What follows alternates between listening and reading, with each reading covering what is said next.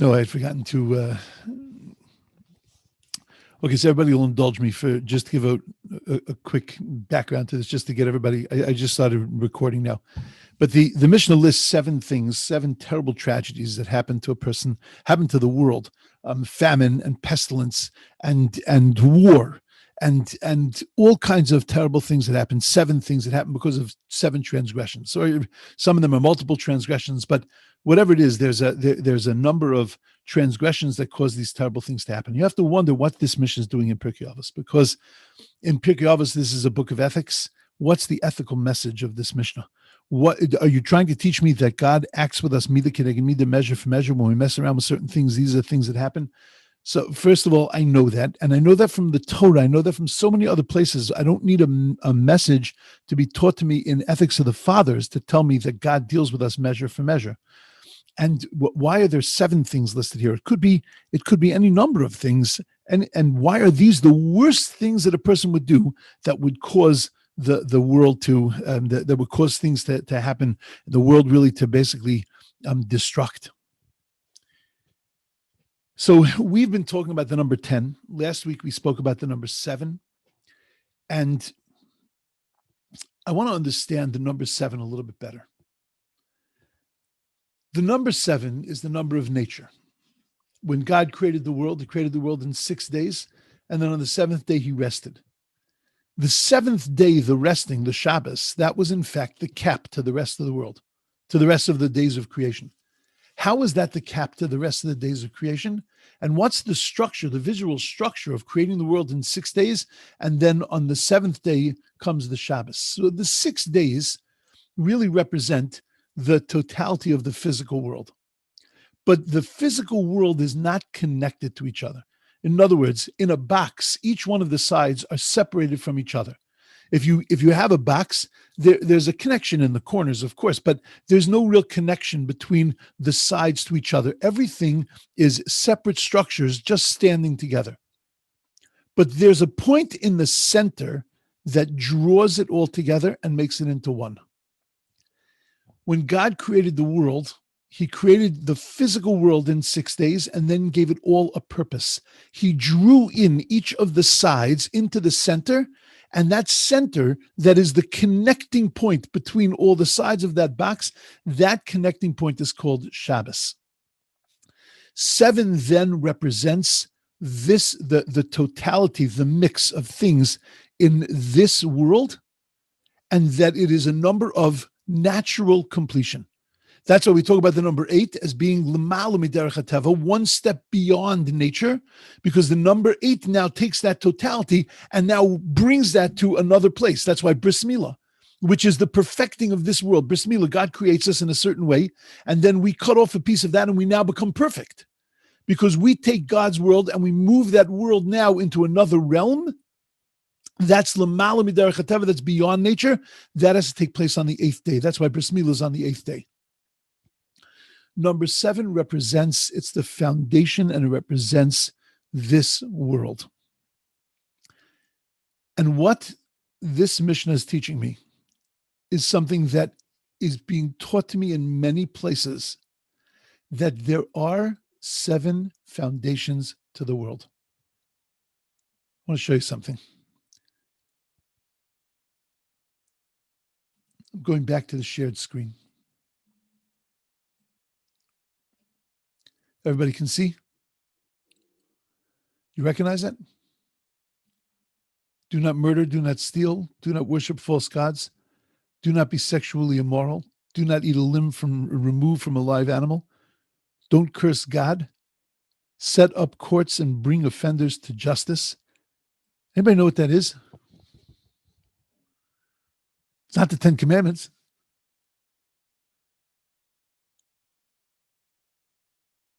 Seven noachide laws. Those are the universal 7 laws that apply to every single human being in the world. Every single citizen of the world, these are the 7 commandments. When a non-Jew wants to convert to Judaism, the first thing that we teach them is that, you can be a moral, ethical, beautiful person without actually becoming Jewish. Just follow this group. There is actually an organized community of noachides, of those that follow the seven commandments. There are small communities all over. They do have a larger, a larger organization group. Even nowadays, this is a reality. This is not some fantasy in the Torah. This is a reality. It's called the Sheva Mitzvahs B'nai Noach. Look at these commandments again. You ever wonder why these are the 7 noachide laws? These are the 7 fundamental laws of the world. Don't murder, don't steal, don't worship false gods. I get those. Don't be sexually immoral. Okay. Don't eat a limb removed from a live animal. Whoa. Thank God that commandment is in the books, because I don't know if the world could have handled it if it didn't have not eating a limb from the live animal. Like, what's that going on? Don't curse God. Okay, I get that. Set up courts and bring justice. What's going on here? Why did God choose these to be the 7 fundamental laws? So I took those laws and I rearranged them. And look at the next thing. Just get it up on the screen here. You see it? Everybody sees it? Now let's see if it starts to ring at all. Don't worship false gods. Don't be sexually immoral. Don't curse God. Set up courts and bring offenders to justice. Don't steal. Don't murder. Don't eat a limb from a live animal. Can you see a pattern? First 3 have to do with God. Second 3 have to do with your relationships with other people. Third, the 7th one, don't eat a limb removed from a live animal, is the way, we'll see it in a second, to blend the first half and the second half. These are the 7 fundamental principles by which a world needs to exist. A world of Jews, a world of non-Jews, a world of humanity, of people, need to exist by these 7 principles. Not 5 principles, not 9 principles, but to make the world a totality. The 6 sides of that box, 3 of them deal with God, 3 of them deal with your relationships with people, and then 1 of them ties all of that in together. Avodah zarah, idolatry, clear. Don't curse God, clear. Don't be sexually immoral, because sexual immorality is not only a crime to another person, but sexual immorality is a breakdown of the very human being himself and a breakdown of the ability to be able to relate to God. When there is sexual immorality, I'm not talking about criminal sexuality, but when there is sexual perversion and immorality, so then by definition, there is a distance and a distancing from God himself. The first 3 commandments, the first 3 principles in the world is that there needs to be a relationship with God. Then, in order to have a world, a moral, ethical world, there needs to be relationships with people. Set up courts. I don't care what laws you make, says God. It doesn't matter. In every country, you can have different laws. Different things can be offenses, but have a system of law. Have a system that makes sense, have a system that's moral, a system that's ethical, and set up your court system so that people can live inside of it. When somebody violates another person, they're taken to justice. You can't live without a system like that. Don't steal, respect other people. Don't murder, respect life itself. The physical world, the spiritual world, those are the 6 sides of the box that we live in, called this earth. But if you're going to keep any of these, you're going to need to learn how to control yourself. You're going to need to learn how to hold on to yourself, how to make yourself a better person, how to control yourself, how to be in control of your emotions, how to be in control of your inclinations. Don't eat a limb from a live animal. On a scale of 1 to 10, it's not like the biggest crime in the world. It's a huge crime. Because what is eating a limb from a live animal? That means eating eating a piece of meat even before the animal has died. Now, every time I present this, people always say, Rabbi, do me a favor. Who's going to do that? Who's going to do that? Who's going to go and you see a cow, walk over to the cow and say, now that looks like a good steak, and take out a knife and just cut a piece of cow out and eat the cow while it's still sitting going moo moo moo moo. Like the image is outrageous. But where do you get this thing of eating a limb from a live animal? Eating a limb from a live animal is representing a person that has no sense of an ability to be able to control themselves. That even while the animal's alive, before it's dead, the person's already ready to eat. And it also represents a certain hard-heartedness. The animal is still spasming. The animal is still alive. And you're now eating the animal. One of the reasons that Jews are not allowed to eat blood is because there is a certain, what's called achzarius, a certain hard-heartedness, brazenness that's associated with that. Imagine you're eating a piece of meat and the blood is dripping down the corners of your mouth. You get this picture of Henry VIII, you're grabbing on the meat. Like it's a wrong image. And the wrong image influences the essence of the person. The eating a limb removed from a live animal represents the inability to be able to control oneself. And that commandment is a commandment towards learning how to have self-control, how to have boundaries. That's the number 7 that ties in the 6 sides. That you need that in your relationship with God. You need that in your relationship with other people. You need this concept of self-control. What this Mishnah is presenting to me is that these 7 crimes that we just talked about, these are not the worst commandments in the Torah. But what these 7 crimes do is that they destroy the foundations of the world. They destroy these 7 foundations. And that's why the message of the Mishnah is not, you need to know why there's famine in the world. So that when you see a famine in the world, you can understand that it's coming because of this, and you can identify that that's the sin. You don't need, the Mishnah doesn't need to teach me that. Pirkei Avos doesn't need to teach me that. Pirkei Avos needs to teach me that when you start to dismantle the world, understand that the whole thing is going to collapse. When you see the world collapsing, understand that the reason is because we are dismantling the 7 foundations upon which this entire world is built. This is a Mishnah that applies not only to Jews, but it applies to non-Jews. It applies to our entire world. That when there is a breakdown in respect for other people, when there is a breakdown in respect for God, when there is a breakdown in respect for myself, this is how the world self-destructs. When we see famine in the world, we have to know that the reason that there's famine in the world is because there is thievery in the world. When we see that there's pestilence in the world, we need to understand that it's because of a breakdown of judges, a breakdown of the legal system, of this mitzvah, this obligation to set up courts and bringing offenders. When we see cherev, we see war in the world, we have to understand that it's because of a breakdown in Eiver min hachai, meaning a breakdown in a person's heart, in hard-heartedness.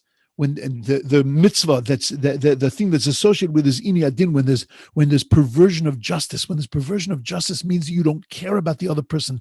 The other person, let him squirm, let him die for a crime that he never even committed. When there is a total perversion, that means that there is a total hard-heartedness. This is what happens to the world when you have those things, when you see those things. And that's the ethical lesson that we're being taught. The ethical lesson that we're being taught is that we have to recognize, first of all, we have to recognize that the 7 commandments, the 7 noachide commandments, were given to us to strengthen the 7 pillars of the world. We're to strengthen our relationship with God, our relationship with other people, and our relationship with ourselves. And when there's a breakdown in that, when there's a systematic breakdown, so then by definition, what happens is that the world goes awry. When we're living in a world, and this is a little difficult, but when we're living in a world of a pandemic which touches the entire world, you can't say that it's just a pandemic. What you're witnessing is a dismantling of the world, which means that the moral, ethical level, the values of the world have become corrupt. Do I know which one of the things that we're tampering with that's causing a pandemic? No. Do I know, though, that humanity is causing its own pandemic? Yes. That's what this mission is teaching me. That when you start to tamper with the foundations of the world, you're going to watch a world self-destruct. And that's what we're watching. Last week, they're talking about injections. They're talking about, they've finally got a vaccine. In Israel, the excitement level was, they say only 20% of the population wants it, but I must be living with the 20% of the population because everybody here is excited about it. People are getting online. They were ready. I have a friend that's going tomorrow morning to get their injection. It's like, wow. And then you read that there's this new strand that's cropped up in England and in Denmark and in South Africa.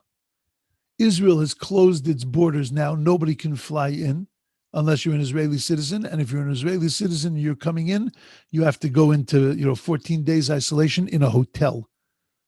And it ain't the Waldorf Astoria, right? They're sticking you in some hotel. I mean, it's just it's like exploding again.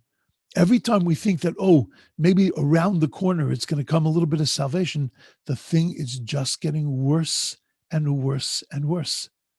Because what we're watching is the world self-destructing. The Mishnah, the Mishnah is clear about it. The Mishnah is not just saying that, it must be we did, this transgression or that transgression. The Mishnah is saying God cares about the world. He gave 7 commandments. Why would he give 7 commandments to the world?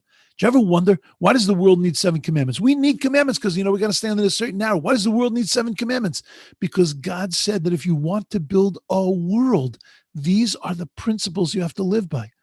You have to live by God, by people, by yourself. This is what you have to live by. Ultimately, it's the same as the 3 things that the world stands on. Torah, Avodah, Gemilas, Chasadim. God set up a foundation for a world. And he let us know that when you tamper with that, there is going to be self-destruction. So what am I meant to do? How am I meant to deal with this information? I can't change the world. I can't do anything that's going to would seem to make a difference in the world. Yes, you can. Because if your little piece of that picture, your little responsibility inside of that larger picture, that's what we can take care of.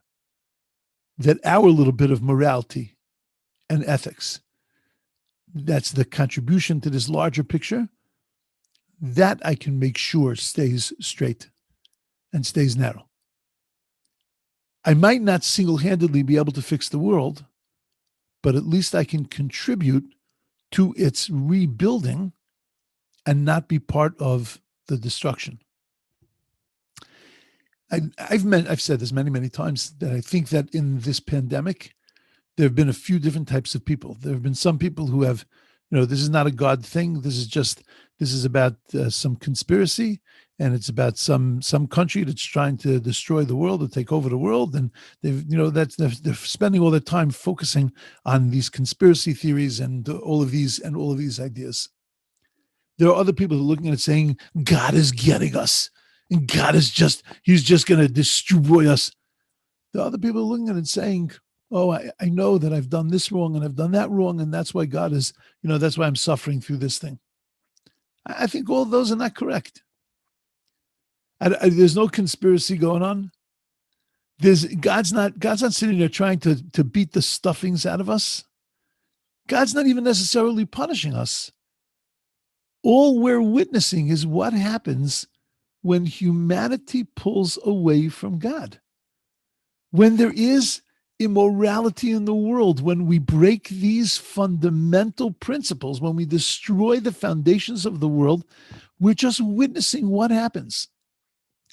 In the Shema, when we say, V'hoyim Shemoah, if you listen to my commandments, then blah, blah, blah, blah, blah is going to happen, right? The earth is going to produce its fruit. The rains are going to come in its time. Everything's going to be great. And then we say, but if you don't listen to my commandments, then this is what's going to happen. We say this every day in the Shema. It says twice a day, 3 times a day, right? Every day in the Shema. So what are we saying? Are we saying that if we keep mitzvahs, God's going to reward us, and if we don't keep mitzvahs, God's going to punish us? We've spoken about that many times. In this world, that's not the way it works. So what does it mean that if the Jews keep mitzvahs, then the world is gonna, then the land is gonna produce, and the rains are gonna come, and there's gonna be no famine, everything's gonna be great. And if we don't, then the world is gonna self-destruct. Because what God is saying is that our souls are tied into the world, and the world rises and falls based on the people inside of it, based on humanity, based on the population. And it's not just the Jews; it's the whole world. And if the world is living moral, so then the world goes up. Everything works. If you unplug it, if you cut one of the connections, then the world goes awry. And that's what God's saying to us. So what do I have to do when I'm watching the world go awry?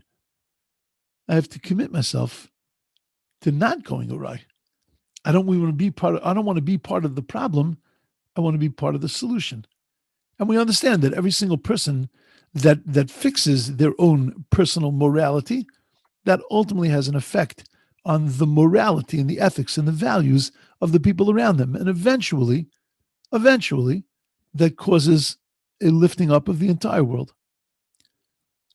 What this mission is teaching me is that we are all responsible.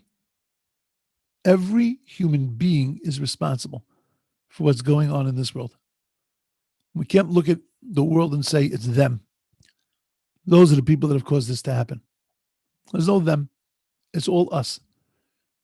And therefore, if it's all us, then I have an obligation as part of us to help lift this world up and not to be part of the destruction of this world.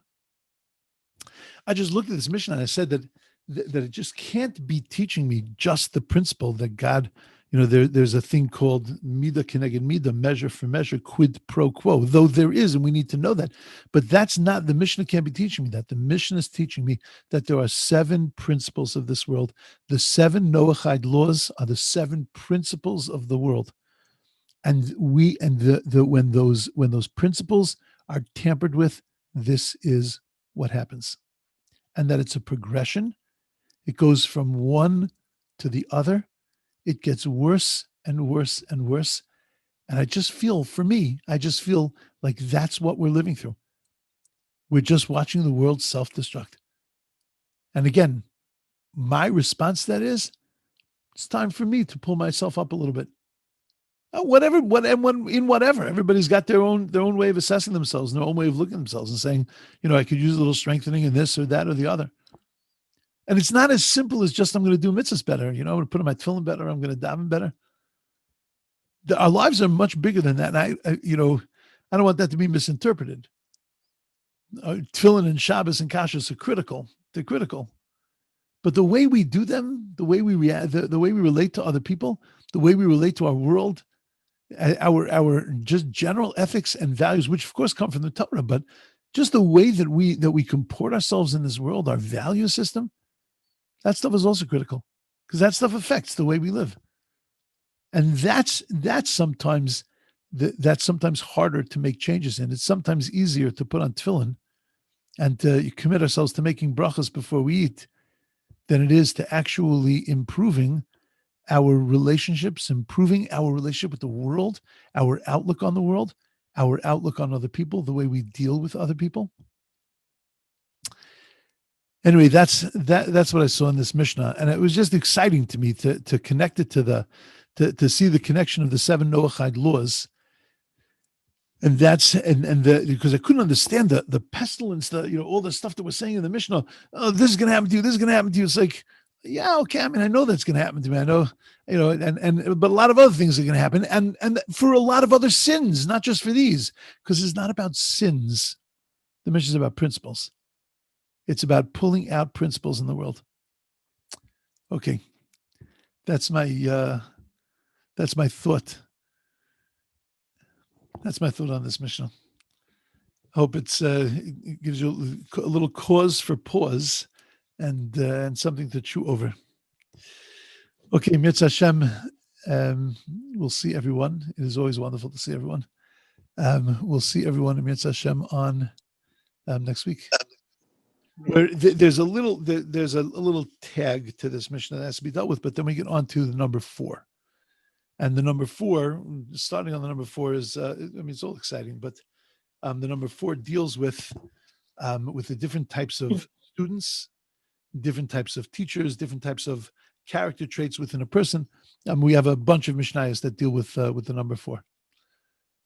All right. Thank you, Rabbi. Comments, questions. We have I'm not giving any refunds for the next 5 minutes, so I finished 5 minutes early. Sorry, there's no refunds, but you can use the time. Any questions, comments? All good.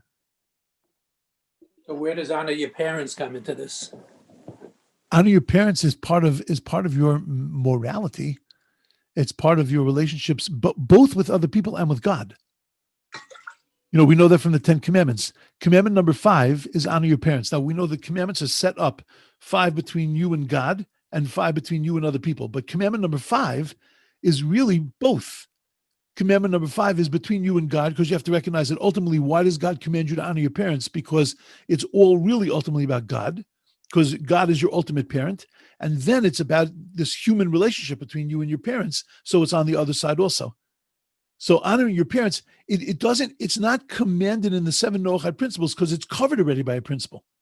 You follow in these mitzvos, these 7 mitzvos, the noachide mitzvos, there's actually 30 something of them. Of when you get down to the halachos of what a non-Jew has to do, there's actually about 30 mitzvos that he has to do. Just to stop it for a second, my Rosh Hashiva, Rabbi Weinberg, was once asked to be the dayan, to be the judge for the, like almost like the chief rabbi of the noachide community. It was amazing.